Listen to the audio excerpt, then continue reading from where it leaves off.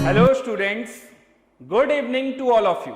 ये 11 में आया है, तो ये जेई 2011 में क्या सवाल आया है जरा ध्यान से पढ़िएगा। थोड़ा सा इसमें प्रॉब्लमेटिक स्टेटमेंट दे रखे हैं, है ना, बट कोई दिक्कत नहीं है, आपको सारी बातें समझ में आएंगी। पहले देखिए क्या कह रहा है। Silver nitrate, aqueous silver nitrate was added to an aqueous KCl, यानी कि एक्वस KCl का सॉल्यूशन है और उसमें क्या ऐड किया जा रहा है, सिल्वर नाइट्रेट ऐड किया जा रहा है solution gradually, and the conductivity of the solution was measured. Measure किसको कर रहे हैं, कंडक्टिविटी को, कंडक्टेंस को नहीं। अच्छा ठीक है। द प्लॉट ऑफ कंडक्टेंस, अब क्या बोल रहे हैं, प्लॉट बताना है किसका, कंडक्टेंस का प्लॉट बताना है। तो कंडक्टेंस का सिंबल G या फिर C होता है, लेकिन इन्होंने ये वाला सिंबल ले लिया। तो कुल मिला के आपको कंडक्टेंस और वॉल्यूम ऑफ सिल्वर नाइट्रेट का ग्राफ बताना है।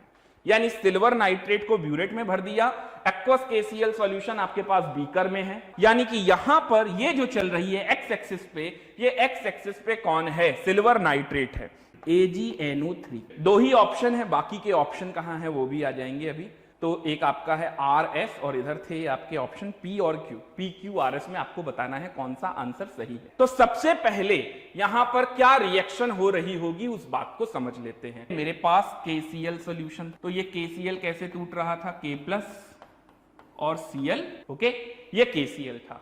तो स्टार्टिंग में मेरे पास KCl सॉल्यूशन था। अब मैंने क्या किया, जैसे ही यहां से इस ठीक है 0,0 से आगे बढ़े, सिल्वर नाइट्रेट इसमें ऐड कर दिया गया। तो सिल्वर नाइट्रेट जैसे ही ऐड करेंगे तो क्या होगा, K+ Cl- की रिएक्शन AgNO3 से होगी और ये बना देगा AgCl का व्हाइट PPT, ओके, और साथ में बन जाएगा KNO3। अब ये तो देखिए प्रेसिपिटेट बन गया।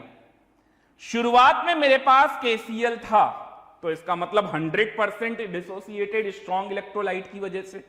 तो अगर 100% डिसोसिएशन है तो इसके बाद क्या होने वाला है, यहां पर सिल्वर नाइट्रेट आ गया, सिल्वर क्लोराइड बन गया और यहां पर बन गया KNO3। हालांकि KNO3 भी कैटायन और एनायन में टूट जाएगा। यहां पर स्टार्टिंग में K+, चलिए वहां पर भी K+ दिख रहा है। तो क्लोराइड और नाइट्रेट को कैसे लिंक करें, तो यहां पर आपको थोड़ा सा मैं हिंट दे दूं इस सवाल में कि यहां पर जो कंडक्टेंस होगा वो क्लोराइड आयन का और नाइट्रेट आयन का कंडक्टेंस अप्रोक्सीमेटली सेम होगा, माइग्रेटिंग पावर सेम होगी। तो कौन सा ग्राफ अभी स्टार्टिंग के लिए सही है, क्या ये P वाला डिक्रीज कर रहा है फिर जाकर इंक्रीज कर रहा है और आखिरी में सिल्वर नाइट्रेट, तो आखिरी में तो बढ़ेगा, ये बात तो सही है। अब मुझे ये वाला भी लग रहा है, फिर यहां पर ऐसे हुआ, ये तो नहीं है, ऐसा तो नहीं हो सकता कि डिक्रीज हो फिर इंक्रीज हो फिर ऊपर इंक्रीज हो जाए, ऐसा नहीं होगा, ये तो गलत है। तो P लग रहा है आंसर हो सकता है।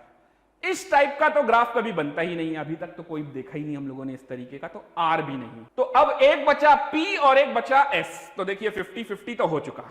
एक है ये P जिसमें डिक्रीजिंग लगातार दिखा रहा है और दूसरा है ये S। इस S वाले में हल्का सा इंक्रीजिंग दिखा, बल्कि ये हल्का सा भी इंक्रीजिंग नहीं होना चाहिए, बिल्कुल सीधा होना चाहिए। तो सही आंसर है ये S, ये वाला D ऑप्शन, क्योंकि क्लोराइड और नाइट्रेट अप्रोक्सीमेटली सेम है। अच्छा 100% इक्वल सेम नहीं है, इसी वजह से हल्का सा फ्लक्चुएशन है, थोड़ा सा टिल्टेड करके बनाया गया है, लेकिन इतना बड़ा वेरिएशन नहीं आएगा, ऐसे डिक्रीज नहीं है। क्योंकि देखिए K+ सेम है और क्लोराइड और नाइट्रेट दोनों का कंडक्टेंस अप्रोक्सीमेटली क्या है, सेम है। तो ये वाला ग्राफ ज्यादा बेटर है, ज्यादा एप्रोप्रिएट। यहां पर आ गया हमारा इक्विवेलेंस पॉइंट। ये इक्विवेलेंस पॉइंट के आने के बाद क्या होगा, अब तो सिर्फ AgNO3 ही बचा है। तो अगर आप सिल्वर नाइट्रेट ही अगर और ऐड कर रहे हैं तो वो क्या होता जाएगा, लगातार इंक्रीजिंग में चला जाएगा। तो इसके अकॉर्डिंग हमारा आंसर क्या हो जाएगा, D।